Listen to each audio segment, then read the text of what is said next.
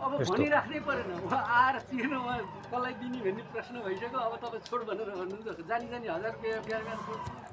अब मैले काम गरेर मतलब नलिएपछि उहाँले खतरा पछि मात्रै अरूले लिन पाउँछ होइन अब के भन्नु माइन्ड नगर्नु अब त्यो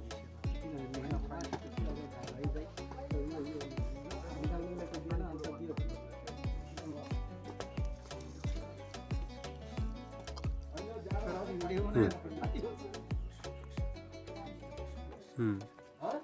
तपस्या कति दिनदेखि गर्नुभयो त्यो कुरा व्यापारी